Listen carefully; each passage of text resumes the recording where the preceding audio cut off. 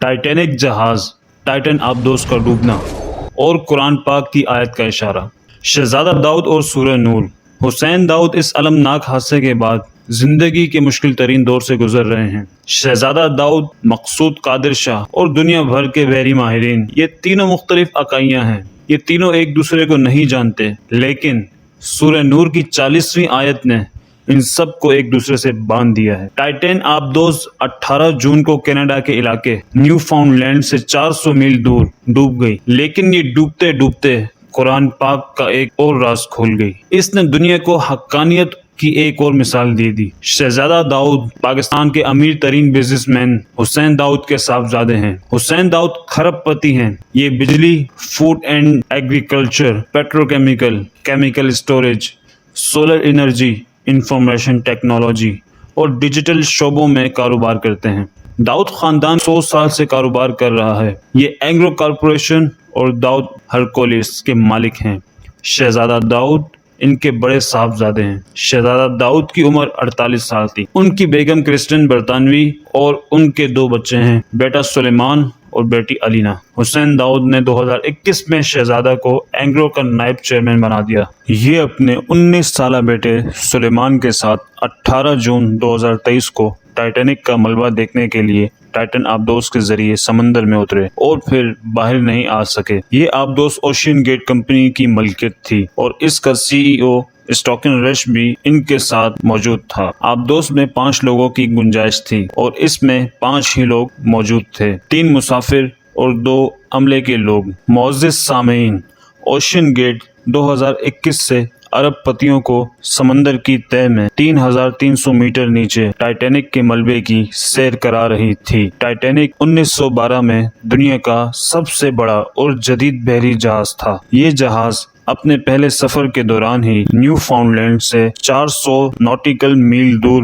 برف کے پہاڑ سے ٹکرا کر تباہ ہو گیا اور اس کا ملبہ 3500 میٹر گہرائی میں ڈوب گیا۔ جہاز پر 2000 مسافر سوار تھے، ان میں سے 1500 ڈوب کر مر گئے۔ ٹائٹینک کا ملبہ 1985 میں دریافت ہوا اور اوشین گیٹ نے 2021 سے دنیا بھر کے امراء کو اس کی سیر کرانی شروع کر دی۔ یہ سیر 10,500 کلوگرام وزنی اور 21 فٹ چوڑی آبدوز ٹائٹین میں کرائی جاتی تھی، جس میں 96 گھنٹوں کا لائیو سسٹم موجود ہوتا تھا اور کمپنی فی کس $2.5 لاکھ وصول کرتی تھی۔ آبدوز سمندر میں 13,100 فٹ گہرائی میں جا سکتی تھی۔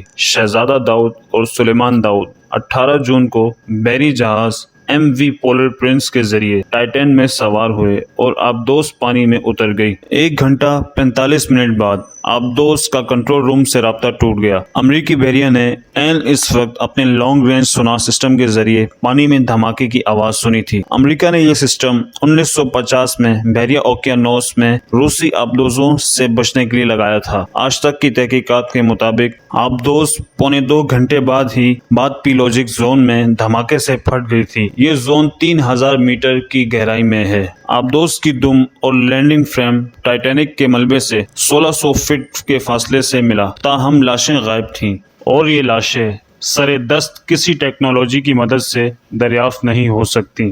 سامعین، اب بات کرتے ہیں مقصود قادر کی کہ مقصود قادر کا شہزادہ داؤد کے ساتھ کیا تعلق ہے۔ ہمیں یہ جاننے کے لیے بحری ماہرین کی طرف جانا ہوگا۔ ٹائٹن میں بلینئر سوار تھے، چنانچہ پوری دنیا کی میڈیا نے یہ خبر اٹھا لی۔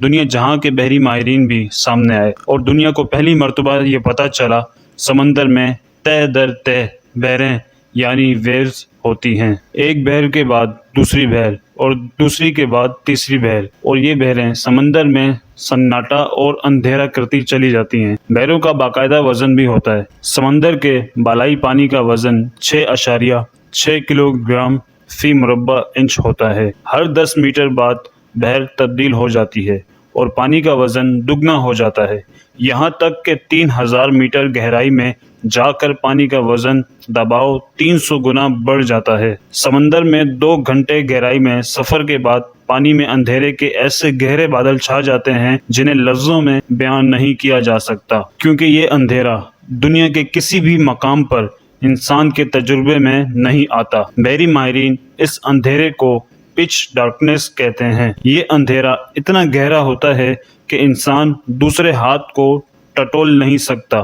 اس گہرائی میں دباؤ اور اندھیرے کے بعد سردی اور کمیونیکیشن کا عذاب بھی نازل ہوتا ہے۔ پچ ڈارکنیس کی سردی ناقابل برداشت ہوتی ہے۔ وہاں پہنچ کر دنیا کے تمام جی پی ایس سسٹم بھی جواب دے جاتے ہیں۔ کیوں؟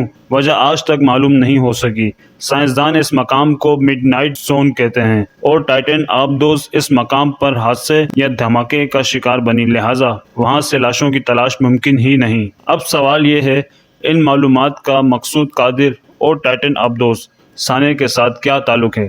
آج کے لیے یہ اہم ترین آیت بھی ملاحظہ کیجیے۔